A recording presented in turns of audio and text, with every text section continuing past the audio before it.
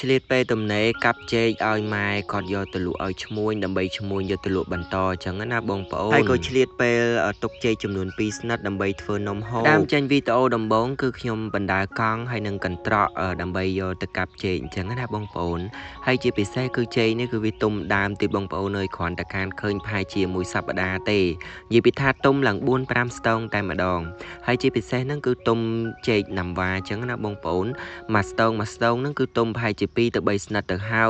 យជាពិសេសគឺមកកាប់ម្នាក់ឯងហើយក៏ថតម្នាក់ឯងដែរបងប្អូនអើយឥឡូវនេះគឺកាប់បានចំនួន2ស្តងចំនួន3ស្តងហើយដល់រដូវកាលហ្នឹងបងប្អូននិយាយពីថាមេឃហ្នឹងគឺវារាំងស្ងួតចឹងហើយជាពិសេសគឺវាក្តៅចឹងទៅធ្វើឲ្យដើមចេកហ្នឹងក៏វាអត់ល្អដែរធ្វើឲ្យចេកហ្នឹងវារៀងក្រៀមក្រោះអញ្ចឹងណាបងប្អូនឥឡូវនេះគឺខ្ញុំបានកាប់ចេកចំនួន4-5ស្តងរួចហើយបងប្អូនមានតាំងពីចេកស្នាប់មុខចេកណាំវ៉ាហើយនឹងចេកទឹកប៉ុន្តែចេកទឹកគឺខ្ញុំអត់បានកាប់ទេបងប្អូននៅក្នុងវីដេអូហ្នឹងអញ្ចឹងណាឥឡូវនេះយើងមកប្រលះចេកនឹងរួចហើយគឺយើងបដើ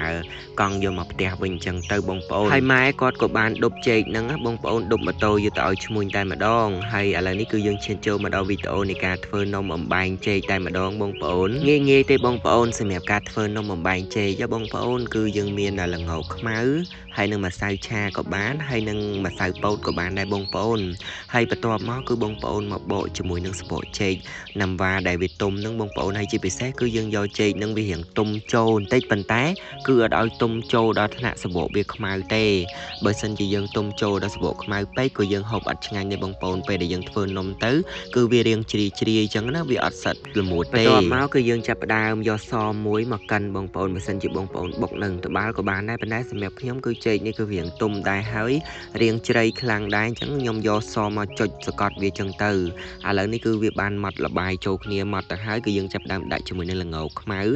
បងប្អូនប្រើល្ងខ្មៅបានមើលទៅវារៀងទំនងបើសិនជាបងប្អូនអត់មានល្ងខ្មៅទេបងប្អូនប្រើជាមួយនឹងល្ងពណ៌សក៏បានដែរគ្រាន់តែថាយើងយកវាទៅលីងឲ្យវាឈ្ងុយសិនអញ្ចឹងណាឥឡូវនេះយើងចាប់ផ្ដើមដាក់ម្សៅរបស់យើងចូលបងប្អូនខ្ញុំដាក់ម្សៅឆាលាយជាមួយនឹងម្សៅ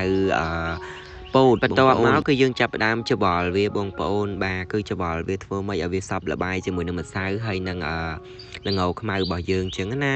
ខ្ទះក៏បានក្តៅយើងចាប់ផ្ដើមដាក់ចៀនហើយវីដេអូនឹងរៀងកាត់តិចទេបងប្អូនដោយសារតែអត់បានថតជាប់ទេពេលហ្នឹងអាចៀនទៅលើកដំបូងអញ្ចឹងណាឥឡូវនេះគឺរួចរាល់ទៅឲ្យបងប្អូនជាមួយនឹង